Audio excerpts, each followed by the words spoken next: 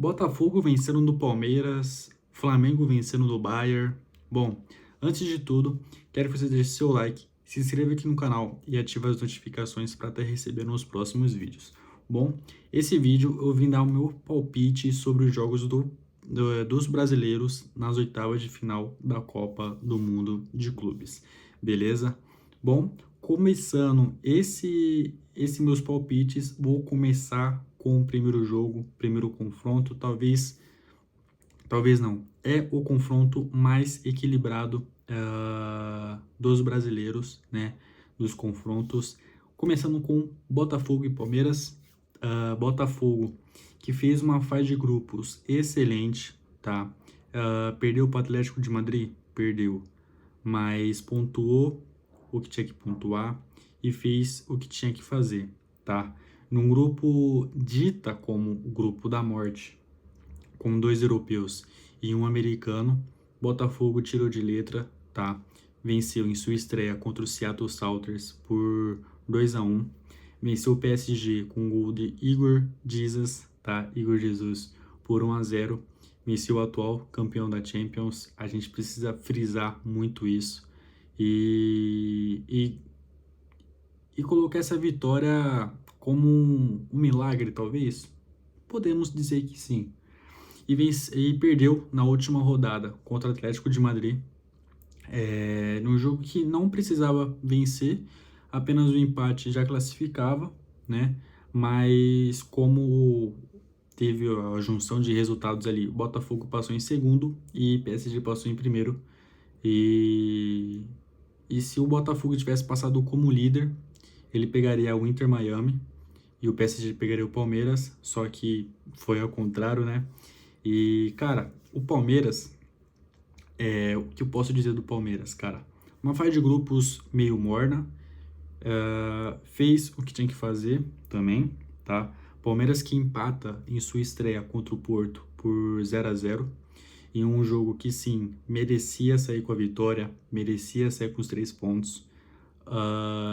Já no segundo jogo, venceu a Al-Ahly por 2-0, em um primeiro tempo que foi um primeiro tempo meio difícil para o Palmeiras, tá? Um jogo bastante amarrado, um tempo bastante amarrado. E já no segundo tempo, com as mudanças do Abel, colocando o Maurício ali no meio de campo e o Flaco Lopes no ataque, o Palmeiras melhorou bastante, tá? Melhorou bastante.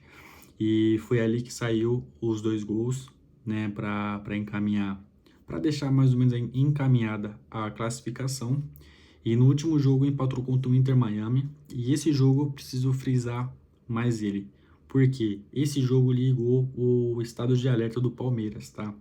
Porque era um jogo dito como fácil, dito como o Palmeiras é favorito, só que em campo a gente não viu isso, tá?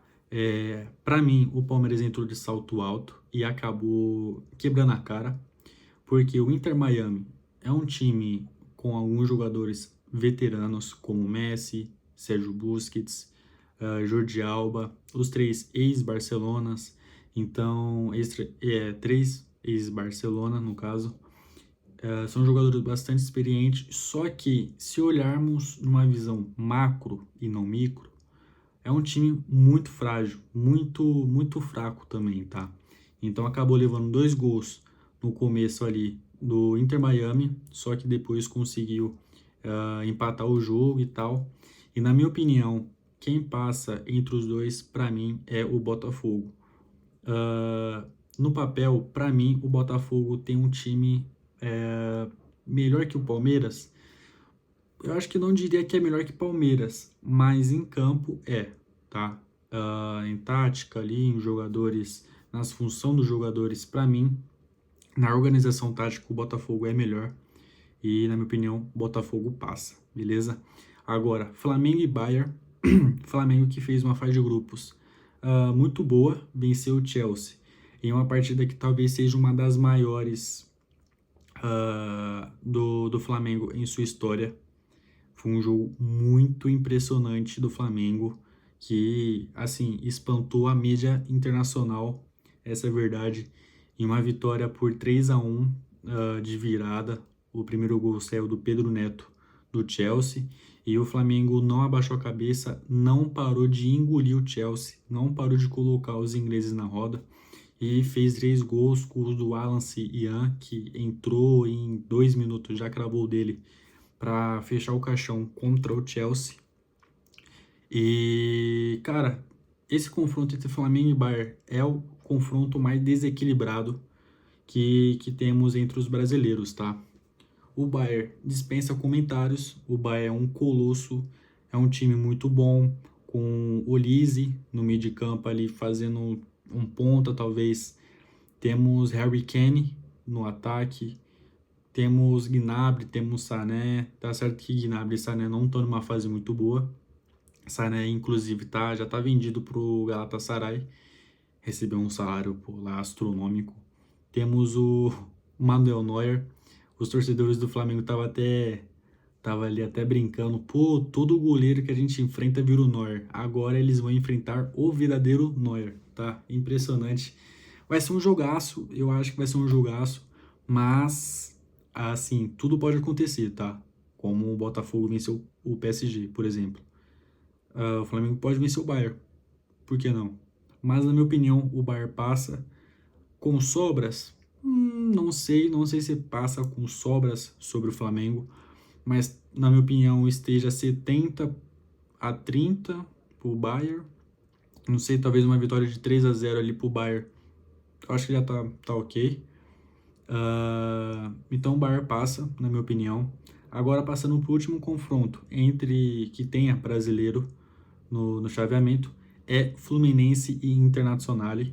Fluminense, que fez uma fase de grupos ok, não foi surpreendente. Tá certo que estreou contra o Borussia Dortmund, empatou em 0-0, em um momento ali que merecia a vitória, momentos não, né? Fluminense que faz o seu segundo jogo contra o Sam HD e sofre bastante, jogadores, um time muito espaçado, um time que faltou o poder de marcação, beleza? Fluminense que ativou o estado de alerta já no segundo jogo, tá? Já no segundo jogo já ligou o seu estado de alerta.